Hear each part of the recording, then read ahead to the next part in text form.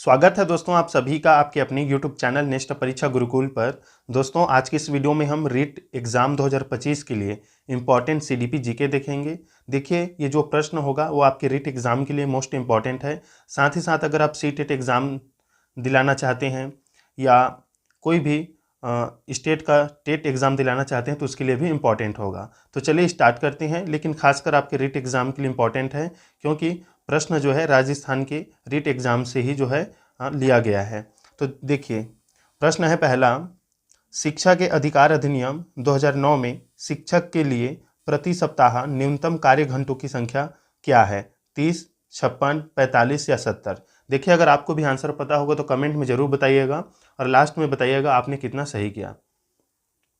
तो देखिए दोस्तों, राइट टू एजुकेशन एक्ट 2009 के लिए जो शिक्षक के लिए न्यूनतम कार्य घंटा है प्रति सप्ताह वो है आपका 45 घंटा। ऑप्शन सी क्या हो जाएगा? सही उत्तर हो जाएगा। याद रखिएगा 45 घंटा।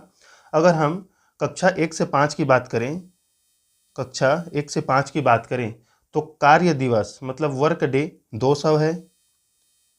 1 से जो है कक्षा 5 के लिए 200 दिन कार्य दिवस। और अगर हम घंटे की बात करें तो 800 घंटा। इसे भी याद रखिएगा, मोस्ट इम्पॉर्टेंट है। अगर हम 6 to 8 की बात करें तो कार्य जो है 220 डे मतलब वर्क डे है, 220 दिन कार्य होना है यहाँ पर स्कूल में। और जो घंटे की बात है वो 1000 घंटा है यहाँ पर। और न्यूनतम जो है प्रति सप्ताह 45 जो है घंटे कार्य करना जरूरी है, याद रखिएगा। तो ऑप्शन सी क्या हो जाएगा दोस्तों? सही उत्तर हो जाएगा।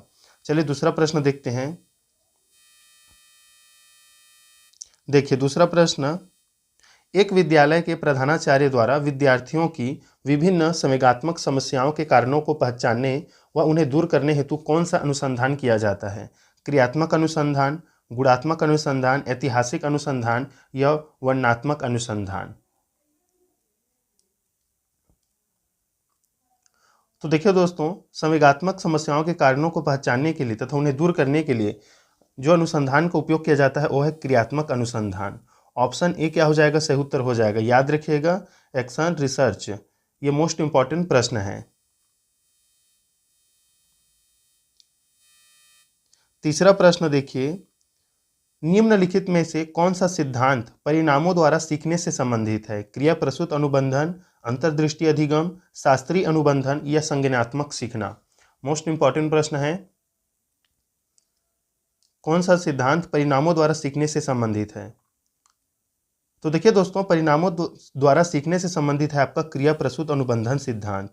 याद रखिएगा ऑप्शन ए जो है सही उत्तर हो जाएगा और ये मोस्ट इंपॉर्टेंट प्रश्न है।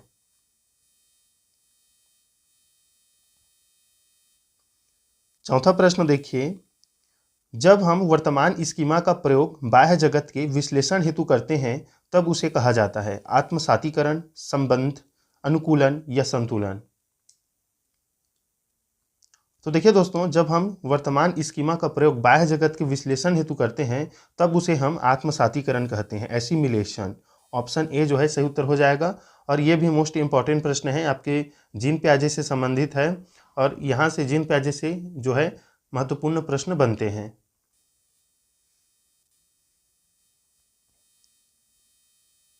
पांचवा प्रश्न देखिए, निम्नलिखित में से कौन सी प्रक्षेपीय परीक्षण की विशेषता नहीं है? प्रक्षेपीय परीक्षण की विशेषता नहीं है अस्पष्ट उद्दीपक, अनुक्रिया की स्वतंत्रता, व्यक्तिपरक प्रत्यक्षण या वस्तुनिष्ठ व्याख्या? देखिए दोस्तों, अगर आपने ऐसे प्रश्न पहले भी पढ़ चुके हैं तो आपके लिए जो है प्रैक्टिस होगा। आप आंसर लगाते चलिए कि आप कितना सही कर पाते हैं, क्योंकि एग्जाम में जो है हड़बड़ी में हम गलत करते हैं तो ये आपके लिए प्रैक्टिस भी हो जाएगा। साथ ही साथ आप CTET जो है जैसे एग्ज़ाम की तैयारी भी और जो भी CDP से संबंधित प्रश्न है आपके टीचर वैकेंसी में पूछा जाता है उसकी भी तैयारी हो जाएगा। आपकी जितने भी टीचर वैकेंसी उसके लिए इंपॉर्टेंट है। तो देखिए राइट आंसर हो जाएगा वस्तुनिष्ठ व्याख्या। याद रखिएगा निम्नलिखित में से कौन सी प्रक्षेपीय परीक्षण की विशेषता नहीं है? तो वस्तुनिष्ठ व्याख्या जो है इसकी विशेषता नहीं है। बाकी अस्पष्ट उद्दीपक, अनुक्रिया की स्वतंत्रता और व्यक्तिपरक प्रत्यक्षण ये जो है प्रक्षेपीय परीक्षण की विशेषता है, याद रखिएगा। छठवां प्रश्न देखिए, निम्नलिखित में से कौन सी विशेषता प्रतिभावान शिक्षार्थी की है? प्रतिभावान शिक्षार्थी की है। तो देखिए ऑप्शन ए ही इसका राइट आंसर हो जाएगा। यदि कक्षा की गतिविधियां अधिक चुनौतीपूर्ण नहीं होती तो वह कम प्रेरित अनुभव करता है और वह ऊब जाता है। देखिए जाहिर सी बात है, वो प्रतिभावान छात्र है या विद्यार्थी है, तो वहाँ का जो चुनौतीपूर्ण अगर कक्षा की गतिविधि नहीं है तो जरूर ऊब जाएगा, क्योंकि उसे चुनौतीपूर्ण कार्य करना अच्छा लगता है, जो प्रतिभावान होता है। तो ऑप्शन ए क्या हो जाएगा, सही उत्तर हो जाएगा। ये जो है उसकी विशेषता है। 7वां प्रश्न देखिए, विशेष आवश्यकता वाले बच्चों को शामिल करना एक अवास्तविक लक्ष्य है, विद्यालयों पर भार बढ़ा देगा, शिक्षण के प्रति दृष्टिकोण विषय वस्तु और धारणा परिवर्तन की अपेक्षा रखता है, जिनमें अक्षमता ना हो उन बच्चों के लिए हानिकारक है। बताइए दोस्तों, विशेष आवश्यकता वाले बच्चों को शामिल करना क्या होगा। तो देखिए दोस्तों, विशेष आवश्यकता वाले बच्चों को अगर हम शामिल करते हैं तो ये शिक्षण के प्रति दृष्टिकोण, विषय वस्तु और धारणा परिवर्तन की अपेक्षा रखता है। तो ऑप्शन सी क्या हो जाएगा, सही उत्तर हो जाएगा। इंपॉर्टेंट प्रश्न है, पूछा जाता है। 8वां प्रश्न देखिए, समस्या समाधान नहीं है, लक्ष्योन्मुखी एक कौशल है जो सीखा जा सकता है और जिसका अभ्यास किया जा सकता है, समझ और क्रमिक चरणों के प्रयोग पर आधारित है, संगीत संबंधी योग्यता के बारे में। बताइए, समस्या समाधान नहीं है। तो देखिए दोस्तों, समस्या समाधान संगीत संबंधी योग्यता के बारे में नहीं बताता है, बल्कि ये लक्ष्योन्मुखी है, एक कौशल है जो सीखा जा सकता है और समझ और क्रमिक चरणों के प्रयोग पर ही आधारित होता है। तो ऑप्शन डी क्या हो जाएगा, सही उत्तर हो जाएगा।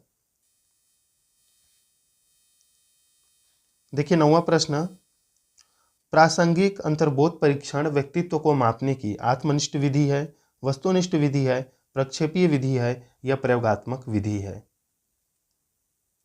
प्रासंगिक अंतर्बोध परीक्षण व्यक्तित्व को मापने की कैसी विधि है, जिसे हम TAT भी बोलते हैं। तो देखिए ये जो है प्रक्षेपीय विधि है, प्रोजेक्टिव टेक्निक। ऑप्शन सी क्या हो जाएगा, सही उत्तर हो जाएगा। 10वां प्रश्न देखिए, निम्नलिखित में से कौन सा सृजनात्मकता की ओर ले जाता है, सांवेगिक चिंतन, अभिसारी चिंतन, अपसारी चिंतन या अहमवादी चिंतन। इंपॉर्टेंट है, आपके रीट एग्जाम के लिए मोस्ट इंपॉर्टेंट है, साथ ही साथ रीट के बाद जो आपका मेन एग्जाम होगा उसमें भी इंपॉर्टेंट है। तो देखिए इसका राइट आंसर हो जाएगा ऑप्शन सी, अपसारी चिंतन। दोस्तों ये सृजनात्मकता की ओर ले जाता है। अभिसारी चिंतन केवल एक दिशा में सोचा जाता है, लेकिन अपसारी सभी दिशा में जो है सोचा जाता है दोस्तों। तो ये सृजनात्मकता की ओर जो है ले जाता है, याद रखिएगा ऑप्शन सी सही उत्तर हो जाएगा। 11वां प्रश्न देखिए और इसका आंसर आप कमेंट में बताइएगा। यदि बालक की वास्तविक आयु 13 वर्ष हो और मानसिक आयु 14 वर्ष हो तो बुद्धि लब्धि क्या होगा। और फार्मूला जो है वो क्या है, तो मानसिक आयु बटे वास्तविक आयु इंटू 100। तो इस पर आप मार रखकर कमेंट में जरूर इसका आंसर बताइएगा। और ये प्रश्न, एक प्रश्न तो बनता है यहाँ से बुद्धि लब्धि से।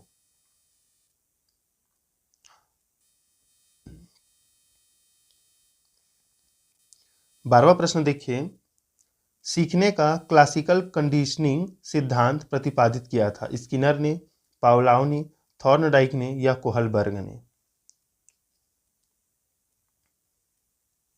तो देखिए दोस्तों, सीखने का जो क्लासिकल कंडीशनिंग सिद्धांत है वो प्रतिपादित किया था पावलोव ने। ऑप्शन बी सही उत्तर हो जाएगा। कुत्ते पर प्रयोग किया था इन्होंने, तो पावलोव जो है इसका सही उत्तर हो जाएगा। कमेंट में बताइएगा दोस्तों, स्किनर ने किस पशु या पक्षी पर जो है प्रयोग किया है, थॉर्नडाइक ने, कोहलबर्ग ने। मोस्ट इंपॉर्टेंट है। 13 नंबर प्रश्न देखिए, बाल अपराध का कारण है। बाल अपराध का कारण है माता पिता में अनबन रहना, परिवार के सदस्यों का सहानुभूतिपूर्ण व्यवहार, परिवार में आपस की सहमति से कार्य होना, समृद्ध परिवार। तो देखिए, तो ये सभी ऑप्शन अच्छे हैं दोस्तों। ये कैसे अब बाल अपराध का कारण होगा। बाल अपराध का कारण है आपके माता पिता में अनबन रहना। ऑप्शन ए क्या हो जाएगा, सही उत्तर हो जाएगा। देखिए 14 नंबर प्रश्न, बालकों के मुफ्त एवं अनिवार्य शिक्षा अधिकार अधिनियम 2009 में निम्न में से किस पर ध्यान नहीं दिया गया है। अध्यापकों को प्रशिक्षण सुविधा प्रदान करना, ये तो दिया गया है। घुमंतु बालकों के प्रवेश को सुनिश्चित करना, ये भी कहा गया है। एकेडमिक कैलेंडर को निर्धारित करना, ये भी कहा गया है। क्या नहीं कहा गया है, वो देखिए ऑप्शन डी इसमें नहीं कहा गया है। 14 वर्ष के पश्चात शिक्षा व्यवस्था, इसकी इसमें कोई जानकारी नहीं है। ये 6 से 14 वर्ष के बालकों की बात करता है। तो ऑप्शन डी क्या हो जाएगा दोस्तों, सही उत्तर हो जाएगा। 15 नंबर प्रश्न देखिए, निम्न में से कौन सा चरण शोध को क्रियात्मक अनुसंधान बनाता है? बताइए कौन सा चरण जो है शोध को क्रियात्मक अनुसंधान बनाता है। सॉरी, प्रश्न पढ़ने में थोड़ा सा यहाँ पर से हो गया था। कौन सा चरण शोध को क्रियात्मक अनुसंधान बनाता है?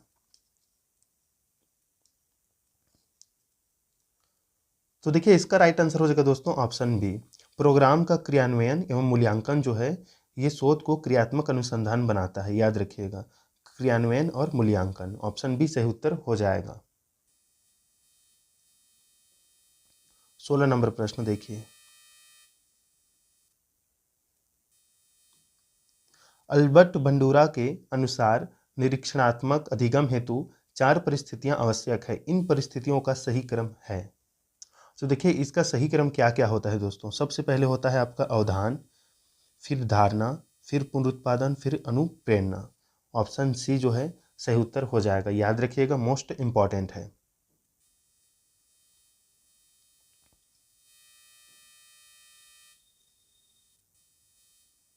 सत्रह नंबर प्रश्न, सिगमंड फ्रायड के अनुसार अचेतन मन की विशेषताओं को ज्ञात करने की सर्वाधिक उपयुक्त विधि कौन सी है? वैयक्तिक अध्ययन, स्वप्न विश्लेषण, सामाजिक तकनीक या साक्षात्कार? बताइए दोस्तों, मोस्ट इंपॉर्टेंट प्रश्न है ये आपके रीट एग्जाम के लिए। तो देखिए इसका राइट आंसर हो जाएगा दोस्तों स्वप्न विश्लेषण। इनके अनुसार, सिगमंड फ्रायड के अनुसार जो स्वप्न विश्लेषण है ये जो है सर्वाधिक उपयुक्त विधि है अचेतन मन की विशेषताओं को ज्ञात करने में। इसमें पूछा जाता है कि आपने स्वप्न में मतलब क्या देखा है। इस प्रकार से स्वप्न की जानकारी लेकर विश्लेषण किया जाता है और अचेतन मन की विशेषताओं को ज्ञात किया जाता है। ऑप्शन बी सही उत्तर हो जाएगा। 18 नंबर प्रश्न देखिए, मोस्ट इंपॉर्टेंट, ADHD का अर्थ है वाचिक कठिनाई वाले बालक, श्रवण दुर्बलता वाले बालक, ध्यान विकार वाले बालक या दृष्टिहीनता वाले बालक? बताइए दोस्तों सही उत्तर क्या रहेगा।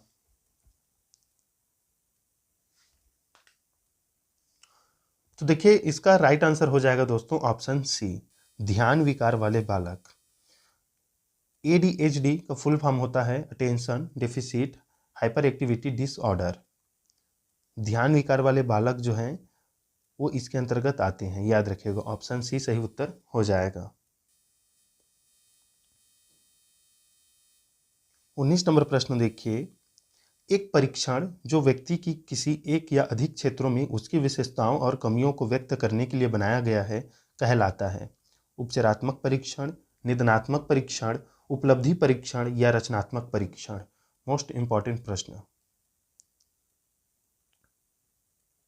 तो देखिए इसका राइट आंसर हो जाएगा दोस्तों ऑप्शन सी, ये कहलाता है उपलब्धि परीक्षण। याद रखिएगा, विशेषता और कमियों को व्यक्त करने के लिए जो बनाया गया परीक्षण है वो उपलब्धि परीक्षण है। ऑप्शन सी जो है सही उत्तर हो जाएगा। जैसे बुद्धि लब्धि है, ये सभी बताता है कि उपलब्धि कितना है। 20 नंबर प्रश्न देखिए, मोस्ट इंपॉर्टेंट है, भारतीय संविधान में कौन से संशोधन द्वारा शिक्षा का अधिकार सम्मिलित किया गया? 86वां संशोधन, 74वां, 89 या 91? बताइए कौन सा संशोधन किया गया था शिक्षा का अधिकार जो है सम्मिलित, मतलब शिक्षा को मूल अधिकार बनाने के लिए?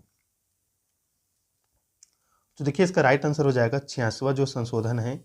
इसमें शिक्षा का अधिकार जो है उसे मूल अधिकार में जोड़ा गया था और ये जो है बात 21A में अनुच्छेद कहा गया है। याद रखिएगा, मोस्ट इंपॉर्टेंट प्रश्न है। 21 नंबर प्रश्न देखिए,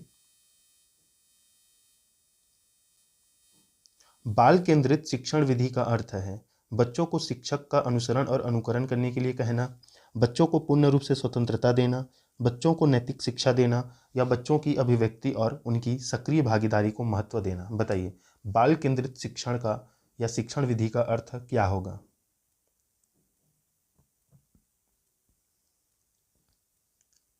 तो देखिए इसका राइट आंसर हो जाएगा ऑप्शन डी, बच्चों की अभिव्यक्ति और उनकी सक्रिय भागीदारी को महत्व देना ही बाल केंद्रित शिक्षण विधि का अर्थ है। ऑप्शन डी सही उत्तर रहेगा इसमें।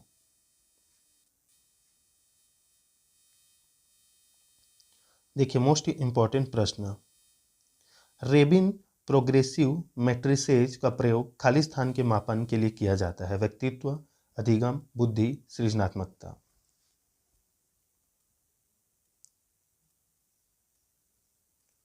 तो देखिए इसका राइट आंसर हो जाएगा दोस्तों ऑप्शन सी बुद्धि। बुद्धि रेबिन प्रोग्रेसिव मैट्रिसेज का प्रयोग जो है बुद्धि के मापन के लिए किया जाता है। और ये दोस्तों जो रेबिन प्रोग्रेसिव मैट्रिसेज है ये एक अशाब्दिक परीक्षण है जिसका उपयोग सामान्य मानव बुद्धि व अमूर्त तर्क को मापने के लिए किया जाता है। याद रखिएगा, सामान्य मानव बुद्धि व अमूर्त तर्क को मापने के लिए इस परीक्षण का उपयोग किया जाता है जिसे अशाब्दिक परीक्षण भी कहा जाता है। 23 नंबर प्रश्न देखिए। वाइगोत्स्की के अनुसार बालक सीखते हैं अनुकरण से, वयस्क और समवयस्कों के साथ परस्पर क्रिया से, जब पुनर्बलन प्रदान किया जाता है, परिपक्व होने से। बताइए, वाइगोत्स्की के अनुसार बालक सीखते हैं। तो देखिए दोस्तों, वाइगोत्स्की के अनुसार जो बालक है वो वयस्क और समवयस्कों के साथ परस्पर क्रिया से सीखते हैं। ऑप्शन बी इसमें सही उत्तर हो जाएगा।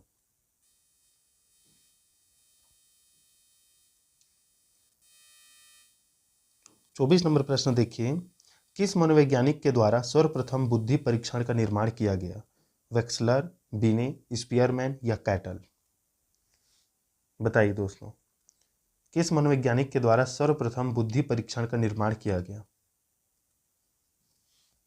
तो देखिए दोस्तों, इसका राइट आंसर हो जाएगा अल्फ्रेड बिने। ऑप्शन बी जो है इसका सही उत्तर हो जाएगा।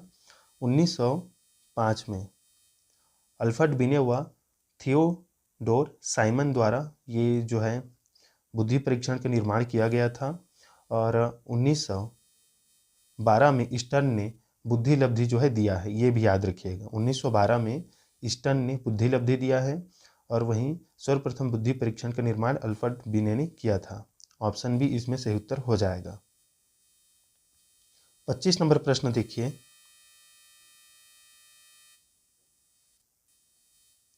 एक शिक्षक द्वारा प्रतिभाशाली बालकों के उत्थान हेतु कौन सा प्रयास किया जाएगा? पढ़ाने की धीमी गति, विशिष्ट कक्षाएं व प्रोत्साहन, उन्हें दंड देना, उन पर ध्यान नहीं देना। तो देखिए दोस्तों, ये तो जितने भी ऑप्शन है ये सभी नकारात्मक हैं। केवल जो है सकारात्मक जो ऑप्शन है वो है ऑप्शन बी, विशिष्ट कक्षाएं व प्रोत्साहन। ये जो है प्रतिभाशाली बालकों के उत्थान के लिए किया जाना चाहिए एक टीचर के द्वारा। विशिष्ट कक्षाएं का आयोजन किया जा सकता है, उसे प्रोत्साहित किया जा सकता है। ऑप्शन बी सही उत्तर हो जाएगा। 26 नंबर प्रश्न देखिए।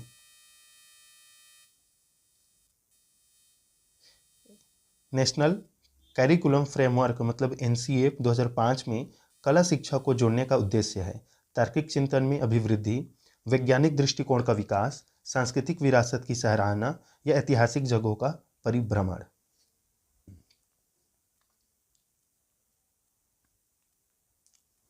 तो देखिए, इसका राइट आंसर हो जाएगा दोस्तों आपका ऑप्शन नंबर सी, सांस्कृतिक विरासत की सराहना करना ही एनसीएफ 2005 में कला शिक्षा को जोड़ने का उद्देश्य है। ये मोस्ट इंपॉर्टेंट है। ऑप्शन सी जो है सही उत्तर है, याद रखिएगा। इसे जो है कॉपी में जरूर नोट करके रखिएगा। जितना भी इसमें पढ़ाया जा रहा है रीट एग्जाम के लिए और आपके आगामी जितने भी एग्जाम होंगे उसके लिए इंपॉर्टेंट है। मोस्ट इंपॉर्टेंट प्रश्न है ये सभी। 27 नंबर प्रश्न देखिए। विकास कभी न समाप्त होने वाली प्रक्रिया है, यह विचार संबंधित है निरंतरता के सिद्धांत से, अंतः संबंध के सिद्धांत से, अन्योन्य क्रिया के सिद्धांत से या एकीकरण के सिद्धांत से। तो देखिए दोस्तों, विकास कभी न समाप्त होने वाली प्रक्रिया है, यह विचार संबंधित है निरंतरता के सिद्धांत से। ऑप्शन ए क्या हो जाएगा? सही उत्तर हो जाएगा। देखिए दोस्तों, जीन पियाजे ने विकास को अनिरंतर माना है, याद रखिएगा। असतत माना है जीन पियाजे ने, बाकी सभी ने इसे सतत माना है, लेकिन जीन पियाजे विकास को असतत माना है। इसमें जो है ऑप्शन ए सही उत्तर रहेगा। 28 नंबर प्रश्न देखिए। निम्नलिखित में से कौन सा बुद्धि का घटक नहीं है? तार्किक चिंतन, व्यावसायिक रुचियां, स्मृति, अनुभवों से सीखना। बताइए क्या उत्तर रहेगा? बुद्धि का घटक नहीं है। देखिए, तार्किक चिंतन तो है, स्मृति भी है, अनुभव से सीखना भी है। व्यावसायिक रुचियां ये दोस्तों ये बुद्धि से संबंधित नहीं है। ऑप्शन बी जो है सही उत्तर हो जाएगा। 29 नंबर प्रश्न देखिए।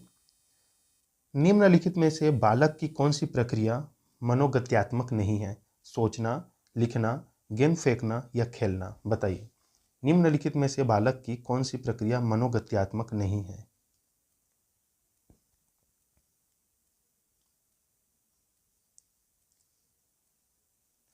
तो देखिए इसका राइट आंसर हो जाएगा दोस्तों ऑप्शन ए, सोचना। याद रखिएगा ये मनोगत्यात्मक नहीं है। गेंद फेंकना, लिखना, खेलना, इसमें शारीरिक क्रियाएं शामिल है दोस्तों, लेकिन सोचना जो है केवल मन से संबंधित है, मतलब हमारे चिंतन से है। तो मनोगत्यात्मक में ये आते हैं, याद रखिएगा, लिखना, खेलना और गेंद फेंकना। नहीं है पूछा है तो सोचना जो है नहीं आता है, याद रखिएगा। ऑप्शन ए सही उत्तर हो जाएगा। चलिए वीडियो का लास्ट प्रश्न देख लेते हैं। और वीडियो को अगर आपने लाइक नहीं किया है तो ज़रूर लाइक कीजिए। जो भी रीट एग्ज़ाम की तैयारी कर रहे हैं इस वीडियो को शेयर कीजिए, ज़्यादा से ज़्यादा स्टूडेंट के पास ये वीडियो पहुँचे, क्योंकि सभी प्रकार के एग्ज़ाम के लिए इम्पोर्टेंट है। प्रश्न नंबर 30 है, व्यक्तित्व को मापने के लिए 16 पीएफ प्रश्नावली किसने दी? 16 पीएफ प्रश्नावली किसने दी? Most important, Gordon, Allport, Sheldon, RB Cattell या स्प्रेंचर? तो देखिए इसका राइट आंसर हो जाएगा ऑप्शन सी, आरबी कैटल। याद रखिएगा 16 पीएफ जो है आरबी कैटल ने दिया है। ये व्यक्तित्व को मापने वाला है, याद रखिएगा। ये कुट वाले प्रश्न में पूछा जा सकता है रीट एग्जाम के लिए, रीट एग्जाम में मोस्ट इंपॉर्टेंट है। देखिए ये क्लास नंबर जो है तीसरा है, इससे पहले 2 वीडियो अपलोड है रीट एग्ज़ाम के लिए भी ही, और प्लेलिस्ट बना हुआ है। चैनल को जरूर सब्सक्राइब कीजिए, शेयर कीजिए, ज़्यादा से ज़्यादा स्टूडेंट के पास ये जो है वीडियो पहुँचे। तब तक के लिए दोस्तों जय श्री राम।